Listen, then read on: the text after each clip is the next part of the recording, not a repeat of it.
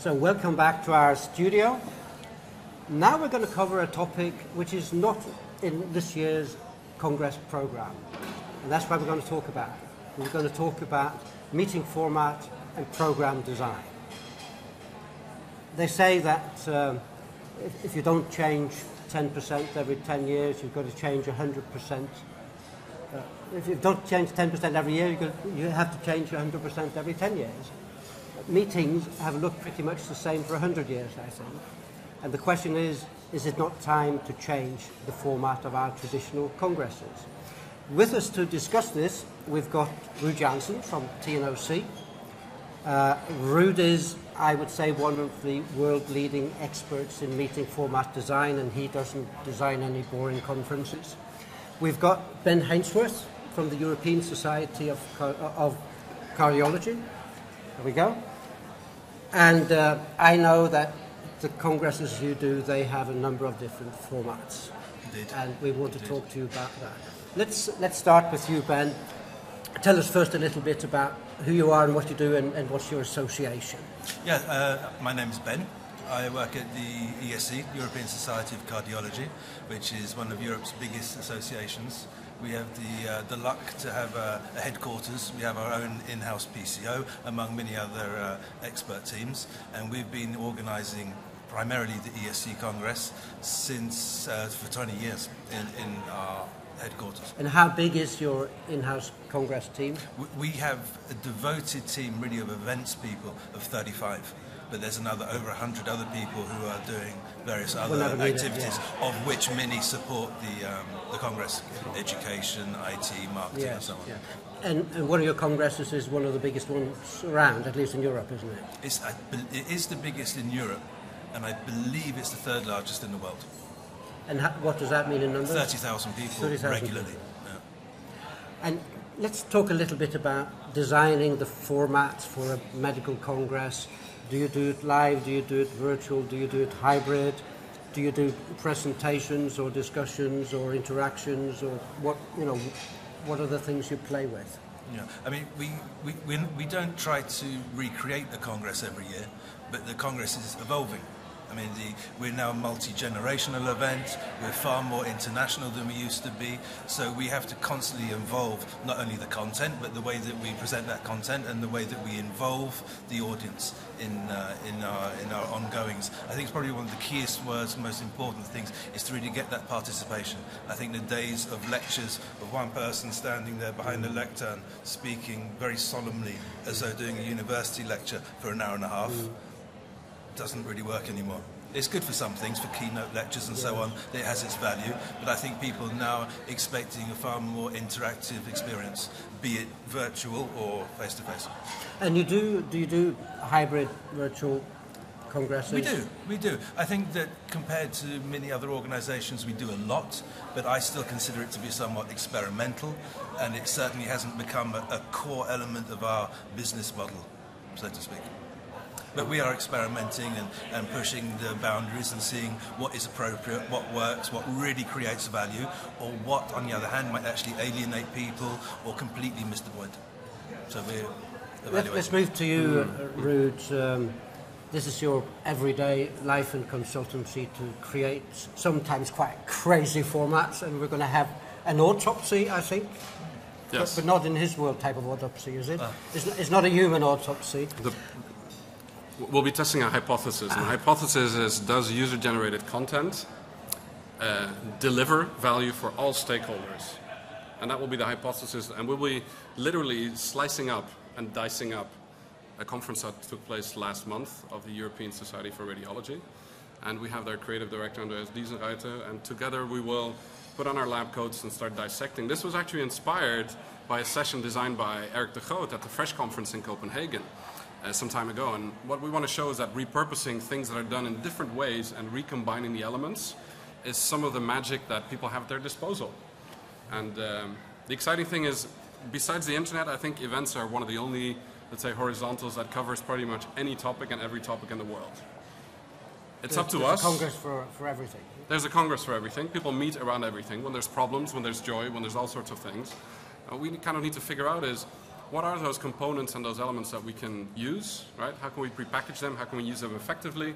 How we can take the learning from one place? Because sometimes experimentation can be a lot of fun. Sometimes it can be very painful. And I think what we have to do is take the aggregate learnings, do some educated content and scientific-based content of whether this delivers value or not, and then apply the things that do work and scale them up into different regions. One of my favorite sayings I have from you: if nothing goes wrong, you're not experimenting hard enough. Absolutely. Yes, absolutely. Yeah. But I mean, that's a special experimental format that you're doing here now this afternoon at the Association Congress. But in general, how do you see that meeting formats are evolving? What is happening today, and what are the things that people maybe should be doing today? Well, but Ben alluded to it, I think, when you said, multi-generational, we get a different set of, different geographic coverage of people coming from different areas and participating in different ways. This implies directly that the function of communication is changing. And what I like to explore is how the function of communication and some of the do's and don'ts in live versus online, but also in formats like the single lecture, microphone-driven presentation that we all learned in school for the first 12 years of our formal education, is so ingrained in the way that we learn, is that maybe parts work well like that. What we also know is that people get bored of repetition. And what I try to do when we're looking at formats and we're trying to change formats, it's not change for the sake of change, but it's designing something that will create the learning on a personal level, so people actually change their behavior as a result of that, which is your sweet spot in the ROI of that stakeholder. Yeah. The hardest part, and I have to commend the team here at this event, we came up with some pretty crazy things that we asked them. We asked for Russian babushka dolls. We asked for lab coats. We needed something that was able to support a gentleman of almost 2 meters tall to be rolled into the room under a white blanket. All sorts of crazy things. Sorry, so you're working on a human being, are you? Is he dead or alive? That's the question. That's what we're testing. At the moment. That is what we're testing. Okay. Let's leave the experimental stuff. Let's go back to what. But the point is, the supply chain and everybody that's involved in this needs to be able to materialize it or not. The onus is on a lot of the speakers or those that provide the content to come up with different ways of delivering that content. That's where the challenge is. I think our biggest hurdle, our weakest pivot in the chain is actually those that are the content deliverers. And how do we help them? How do we guide them? How do they design things that effectively bring the information across? But is the initiative on the speakers, or is the initiative really with the organisers to provide the better formats? What you say? I think that it would be safe to say that from our perspective, obviously we're bearing in mind the stakeholders such as the leadership, the institution, if you like. But really, at the events, I think that we have to evolve towards meeting perhaps the unexpressed, but the wishes and the expectations of the people who are spending their time, energy to come to the Congress. That's my primary concern. Yeah. We know more or less what we want to say. The association has its values, it wants to express its best practice and so on. But how to do that in the most effective way for the people who are spending scarce resources to be there. And I think in today's environment, there's more and more connections are being made virtually. So there are far more interactions going on between individuals, but when they actually go to the physical event, and they will continue to do so, their expectations are higher. They're going there as individual people, and they want really to have high quality, high value interactions there, and that is our responsibility as well. And again, you say they want to have high quality interactions rather than being spoken at. So interaction really is the key when we look at our formats. Yeah. And I think the distinction between a lecture area, a poster area, a restaurant is disappearing. And I think that the whole design of the whole Congress is becoming something which has to be conducive to free exchange and comfort and pleasure and experience, feeling belonging, those kind of words. Well, we have a bit of that here with the exhibition and the lunch and the studio and everything. Everything's happening in the same place. I think a lot has to do with any stakeholder that's kind of looking through the camera lens, right? So who's on the other end? Hello, how are you? The question is, how do you make that person smile? Right? How can we grab their? How can we make sure that they're interested and that they're connected? They feel connected. They feel acknowledged. Somebody's time is precious. Ben just mentioned that, and the way people consume time and the way that they allot their time is also changing the generations. One of the experiments I'm doing in real life actually is for an event upcoming in September for the Organ Transplantation Society, European Society for Organ Transplants, and the young generation there is actually inspired to do something different. But different for the sake of being different is, the question is, does that create extra value? Mm-hmm. Not different for the sake of being different. And for what proportion of your... And for what proportion of the audience? So here's the plan, right? This is, don't tell the participants yet. I'm not going to ask you if you're going to do an autopsy at the organ transplant. No, definitely not. This is going to be different, and Elling, you actually experienced one of these formats, you know, the Pecha Kucha, which you've done at the event camp Twin Cities some time ago. That is a format that inspired one of the young transplant professionals to actually go in a dialogue. She now went out to the Pecha Kucha night in Berlin to explore this format. And she just created a video about it, and I'm happy to share that later on Twitter. And she will be designing, first of all, an evening for just the under 35s that will be invited, and the others are not invited, which will be the general rehearsal the evening before that these Pecha Kuchas are being presented on very specific topics. 20 slides times 20 seconds, 6 minutes 40, with an intro in a haiku format, so the presenter is introduced in a different way. And this will be one of the ways that the young transplant professional will present their contributions to the trade in a different format, in a different way, but also exposing themselves, because it's very difficult to prepare a Pecha Kucha, as I'm sure you'll acknowledge. I know. So this is a way of bringing them in to be active, not only participants in networking, but also doing it's practicing what speaking and sharing experiences. If that's what they ask, then they have to contribute in that way. And what do you think they'll be saying is different about that event when they're on the plane home? Really, as a memorable... Substantially, yeah. So we've identified that with some empathy maps and try to identify... Empathy maps? Yes. Are you familiar with empathy maps? Not yet. Okay. So we'll explore those a little bit further, because for me that is the way that you look at a participant, right? Yes. Isolated sensory perception. What do they physically see, right? Yes. What do they think? Yes. What do they hear with their ears? What do they do with their body as a behavior that you can observe? And what are their pains and gains? And per stakeholder group, you kind of map that out, and you know what the behavior is before the event, and you know what the intended behavior could be after the event. Now, one of the challenges is, it's not about selecting a format, and in this case I'm experimenting with that group that selected the format, and I've asked the very same question. So why did you select that format? And what I really enjoyed about this is that they said, well, I don't have the answer to that problem, but I will go to the Pecha Kucha night and ask those that do Pecha Kuchas a lot and are enthusiastic about it, how I could use this tool to do what I do differently, but better, and not just differently. It's not different for the sake of different, but it's better, so that it really makes the message stick differently.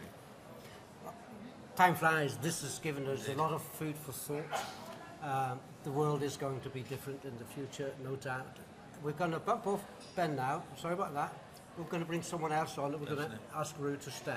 Yeah. Thank you very much. It's been a pleasure. Thank you very much. Thanks. See you later. Yeah. And I'll be there for the autopsy. Yeah. Looking forward to that. Okay, so now we're going to bring on Hema Chowdhury. Hema is the producer for this Congress. Hi, Emma. And Hema, when I first heard your title, the producer, I thought you were the person who would do all the technical stuff and the lights and everything. But I've learned since, in fact, certainly in the UK, the producer is a well-defined profession. Indeed. And you produce the programs. That's right. That's right. Well, tell us a little bit more about what do you do? How do you've got a blank sheet of paper, someone wants from you a congress, like this one, which you did brilliantly. Thank you. How do you go about that? Well, you know who your target audience is, and you have a title. So you know who you want to attract, and you know the industry that you want to attract. What we try to do is get rid of any preconceived ideas of what the event should address and go straight to our target market, which are the association executives, people like Ben, who's just left. Yeah. And we ask them what they would like to, if they were to attend an event, what they would like to know. What are their headaches? What keeps them awake at night? What are their business problems? So, for example... So you spend a number of days on the phone with all these people? A lot of time on the phone. Where you start. A lot of time on the phone, yeah. Yeah. And also being here as well. So, I'm asking them what we would do differently next year. You've got to be quite thick-skinned. You've got to take quite a lot sometimes. Okay. So, you get the good with the not so great. All but right. It all helps. And ultimately, we want to keep growing the event, and we want to keep making it better and better every year. So, but But don't you have also like a program committee, or is this just you and the phone and you decide everything? No, not at all. It starts off with me and the phone, but yes, we do have a program committee. I work very closely with our executive director, Damien Hart. He's been in this industry for a very long time, so he knows a lot about it. And we also consult experts like Ruud. Ruud has given up quite a lot of his time to help us. It's a bit of both. We will define a program, we will have an idea of what it should look like, what sort of topics to address based on what people have said, and then we'll consult the experts, see if there's anything we've missed, any angles we should take or do differently. But essentially you start with the target audience, with the participants, and you want to give them fewer sleepless nights. But isn't there also, an element where maybe they don't know what they don't know, and you should give them something that they, haven't identified yet? Yep, and you've got to get that from somewhere else. There definitely is. I mean, for example, we've just had a session on social media, a really, really interesting session on social media. Most associations don't have their own private social network, and there are very few, and it's through research that we identify that there are social associations that invest in creating their own platform. So that's something that didn't come up through research. No one actually said, I want to know about how to create my own. Majority, I'd say, well into the 90-something%. In fact, probably I'd say about 95% of associations I've come across just use LinkedIn, Twitter, Facebook. So it's when you come across these interesting case studies, you think, well, let's put this in, and it's what enhances and adds value. You're nodding, Ruud. Yes, I'm an event junkie. And one of the things that I take as the litmus proof of what you just said is when event organizers succeed in selling out their events and creating something that is, let's say, not seen before or has a very specific success ratio. I'm always interested, and I want to find out why. Right? Why is it that is different from what it is? And I'd like to share an experience of an event that maybe was created by non-event experts and people that are completely blank, so to say. Start with a blank sheet of paper with a first event. This was an event that is called the Business Design Summit by Alex Osterwalder and Yves Pigneur and a whole team of people around them who've come up with a way of using events to develop concepts. And with workshops that I think very often in training are used effectively, now scaling this up to become a summit, just like getting a larger group of people together, what is the dynamic there and how does that function effectively? Now, that event sold out 6 weeks before. Participants paid €2,000 and the program was not published until the day before. Cool. Give you extra time. How does that work? How does that work? How does that work? I went to the conference, I paid €2,000. We're now mapping the whole customer journey from various perspectives. We're helping the team in identifying what we just said, the empathy maps, and finding the business model, and analyzing the content production, the service production, the ROI of the event, and because that's something that as entrepreneurs they think about naturally. And somehow they seem to know what their audience needs or wants more of. And this is probably the same difference between very successful TV formats and not so successful TV formats. I think the production angle, I think it's a very valid point. Production is extremely important. The production and also the daring to be bold in doing things in a slightly more aggressive and less conventional way. How about that, Hema? I agree. I mean, you've got to take some risks. You've got to take risks, and well, you took one with this man, I think, didn't you? Yeah, we'll see. I'm very excited. Yeah, and if you fall down, you learn from it. But people will remember it. And I think also if you present it as an experiment, then everybody knows this might work and it might not, and you're part of the experiment. And to be honest, like you said, you don't want death by PowerPoint. You do want to break it up, especially after lunch. You do want to make things, interactive, interesting, and fun as well. They've come to, everyone's come to learn, but at the same time, they've come to enjoy the experience as well. So you've got to provide both. Then we come to the speaker and recruiting the speakers. How do you find the speakers? Is that part of that same process? It is. Yep, it is. Well, again, it all starts off with the interviews that we do with our target market. find out what type of people they want to hear from, what type of case studies they want to hear. Often people have recommendations and you'd go away and look at those recommendations. So a lot of it does come through what people have said, magazines, looking out for, you know, interesting speakers, interesting case studies. I mean, I like a bit of both. I like the great case studies and I also like interesting characters who can, you know, again, make someone smile. So I think you need a few interesting characters in there as well. And, you know, sometimes if you're very lucky, you might have a few people contacting you saying, I've got a great story to share. So, yeah, that's it's nice. got to fit into what you're looking for. It's got to fit into what you're looking for, yeah. And maybe many of those people who have interesting stories to share, they have experience of maybe having solved the problem that keeps someone else awake at night, but maybe they don't have so much experience as speakers or presenters. Is that a dilemma, or, you know, who do you go for? Do you go for the seasoned speaker who doesn't really know the topic, or do you go for the people who've actually lived it, you know, and had the experience? Definitely you want to go for the people who've actually lived it and have had the experience. Yeah. You most definitely want to go for that, because if the content isn't there, then, you know, it doesn't matter how great the delivery is, but the content must be there. I mean, we usually find if someone's coming forward, you know, I don't think the shy, retiring person would ever come forward and say, I've got a great story to share in front of, 200 people, 300 people. That's a good sign. So it is usually a good sign. But, you know, we talk to them on the phone, we discuss the topic, so you do have a good idea on what they're going to be like. What's your experience with, you know, many associations, they use speakers who are not trained professional speakers, and as Hema says, there's a great value in that. What can we do to help speakers along and help them, you know, perform better and communicate better what they have to say? Is that an element that maybe we should pay more attention to? I think it's like asking my 9-year-old to drive a car. I think he'd love to do it. Great.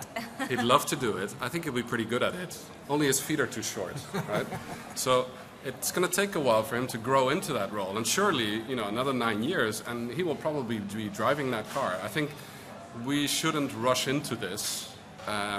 We have to ease into this and lean into the moment of what these opportunities are, and celebrate some of the things that work very well. Right? But also talk about the things that really failed or that didn't go well. Nobody wants to not look good, right? I've never met a speaker or somebody, you know, just like we were talking about the social, people love pictures of themselves. You know, it's just a fact. There's only one difference: people don't like the voice of their own sound, the sound of their own voice. I'm mixing it up. So when you hear yourself back, that's a very scary thing, for a lot of people. Now, I think your question was, how do we train these speakers, or what is the... I think if we ease speakers and give them time to ease into a format or to think about this a little bit differently, present it as a challenge, not as a given, right? To say, it's not your choice, here's what we do. If you'd like to join us. And, you know, let me reflect back on this.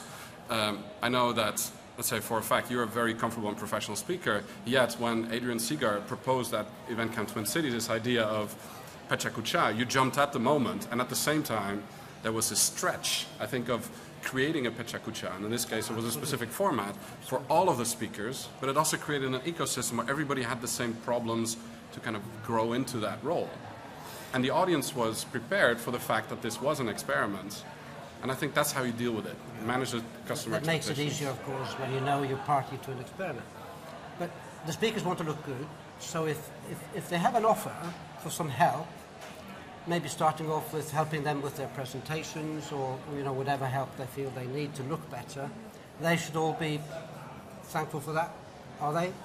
Are they interested, or do they know it best To be themselves? very, very honest, we get involved with the content side of things rather than how they deliver. Yes, We, completely honest, we just don't get involved with that side. You can have the most charismatic person who just freezes as soon as they get behind the lectern. And it's happened. We've had, not in this event, but in past events that I've worked on, very high level senior people who've got the content, who seem very confident, know exactly what they're talking about. In a meeting, their delivery is great, but have gone behind the lectern and it's just been, you know, scary moment and frozen. It's happened. It's the sort of thing you can't really plan for. It's an extreme situation. I think that the good thing, the reassuring thing for us speakers is that our delegates are very understanding. You know, as long as the content is there, as long as there's something of value you've taken away from the content, you know, we're all peers, everyone's a peer.